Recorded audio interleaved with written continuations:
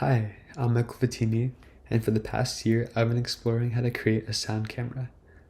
So what is a sound camera? A sound camera is a device that can locate sounds and create an image of where the sounds are coming from. The creation of a sound camera requires formally defining a method for acoustic localization. Acoustic localization being locating where sounds are coming from. There are many benefits to automating the process of acoustic localization. So why do we want to automate acoustic localization? Well, first of all, 435 million people are deaf or hard of hearing.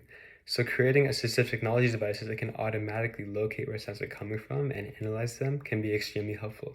In addition, in industrial settings, if we have a car engine, for example, and it's making a noise, but we can't exactly pinpoint where that noise is coming from, a computer can actually more accurately determine where the sound is coming from based on acoustic localization. Before we can think about how computers locate sounds, we need to think about how humans evolved to locate sounds. Humans take advantage of the fact that sounds will take a certain amount of time to reach your ears. If a sound is further away from you, it will take longer for the sound to reach your ears than a sound is closer to you. The fact that we have two ears is actually extremely important for us to locate sounds because now every sound arrives at each ear at a slightly different time. So for example, if I have the sound coming right here in front of me to my right, it'll reach my right ear before it reaches my left ear. Another effect that humans take advantage of is the head shadow effect, where if you have a sound that comes in really close to your head will muffle it. And another effect that humans take advantage of is the presence effect, where if you're in a small room and a sound echoes off of the walls, the identical sound that reaches your ears maybe a few milliseconds after the original sound will be filtered out. We will mainly focus on the time difference of arrival because that is what is most useful to us when designing algorithms to locate sounds in computers. So now that we know some of the biological inspiration behind sound localization, we need to see how this kind of technology is implemented in computers. Sounds are essentially vibrations in the air. So computers represent these vibrations in the air as waveforms. Sudden sounds show up as impulses on the waveform. Each microphone that we might have in a device with multiple microphones will create a waveform that we can try to synthesize where the sound is coming from. The main algorithm used by the sound camera is called beamforming. Beamforming uses the data from each microphone to determine a likelihood that at any given location that a sound originated from there. So let's say we're looking at a room from the top down and we have two microphones, a microphone to the right side of the center and a microphone to the left side of the center. We have the recordings from each microphone on the bottom left side of the screen. So how can we know where the sound in the room might have come from? We can compare both cases. Let's say that the sound arrived on the left side of the room. If it arrived on the left side of the room, then we would expect that the part earlier in the left microphone signal is very similar to the part later in the right microphone signal because that's when the sound would have arrived at each microphone. And conversely, if the sound were on the right side of the room, we would expect the part earlier on the right microphone signal lines up very well with the part later in the left microphone signal.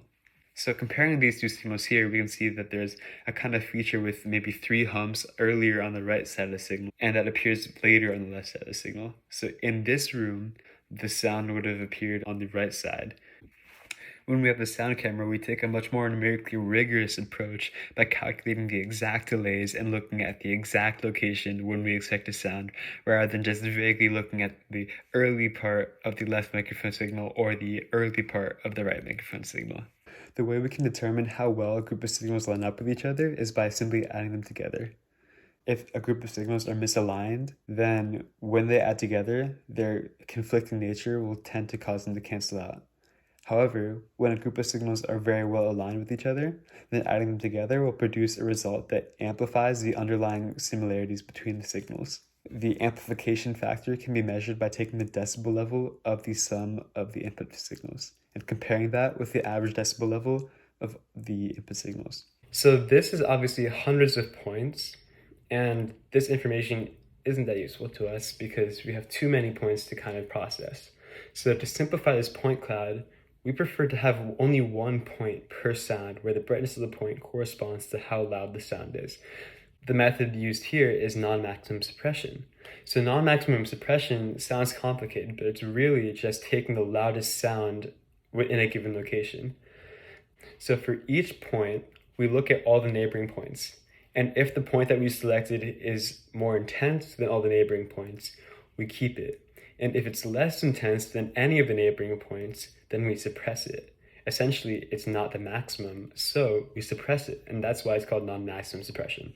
When we have a point cloud of intensities, generally the actual location of the sound will be the most intense, and then there will be a few points around that sound that are a little bit less intense because the coincidence of the waveforms was slight, but not exactly as much as the actual location. This can filter out a lot of points and then leave us with 1 point for each sound. The picture only shows it for one sound, but can work for any number of sounds desired. One problem that arises from having such a few number of microphones in the device that I created, there's actually only 6 microphones. Computers having 6 microphones, it is quite difficult to distinguish between the two very loud sounds. I split up each sound waveform into frequency levels. So I take all the bass sounds and then I filter out the middle and high pitched sounds to leave only the bass sounds, or I take only the middle pitched sounds, or I take only the high pitched sounds.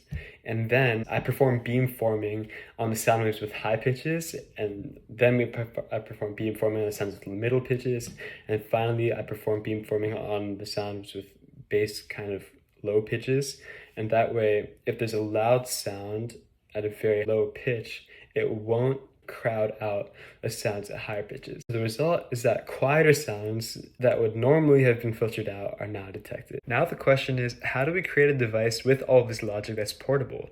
The first step is to get a Raspberry Pi, and the Raspberry Pi can connect to the microphone array and the camera that would be needed to show where the sounds are coming from the perspective of the Pi. So essentially, the camera will give us a perspective, and then we'll be able to draw where the sounds are coming from on top of that perspective. That screen is broadcast back to just any computer. Then there's a processing node. The processing node contains all of the actual computational logic for locating the sounds. The Pi and the processing node exchange information kind of continuously, and they connect to each other over just the local Wi-Fi network. This is what the device looks like. On top, we have the camera. This hexagonal chip is the microphone array. This chip regulates the microphone array. This board is the Raspberry Pi, which performs all the data collection and transmitting all the audio data to the computer. This is a lithium polymer battery, and this is a board that regulates the lithium polymer battery.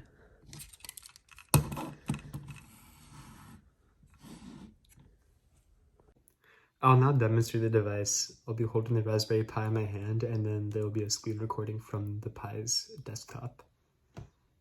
The window with my face in it is the live video stream from the Raspberry Pi's camera, so I can move the device around and look at my computer as I'm recording it.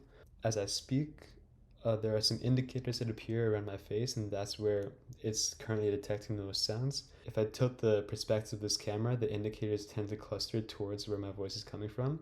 And if I go towards the other direction, the indicators tend to cluster in the other direction.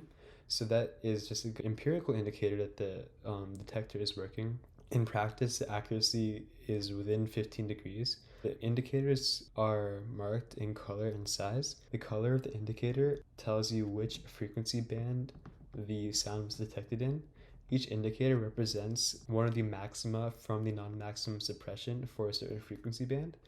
Higher frequencies show up as blue and lower frequencies show up as red. And the size of the indicator indicates how loud the sound actually was. Because my voice spans several frequency bands, there are several indicators from different frequency bands that all kind of consolidate near my face. You can point this device like at any other location, and it will show you kind of in augmented reality from the perspective of the device where most of the sounds are coming from. Here I have footage from another demo. There's a speaker on the table, and I'm holding the sound camera around the speaker. So currently the speaker is near the center of the screen. All the indicators are clustered towards the center of the screen. As I walk around the speaker, the indicators stay consolidated around the speaker. If I change my perspective and move the camera at an angle such that the speaker is not in the center of the screen, the indicators cluster towards that side of the screen, and the same applies in the other direction.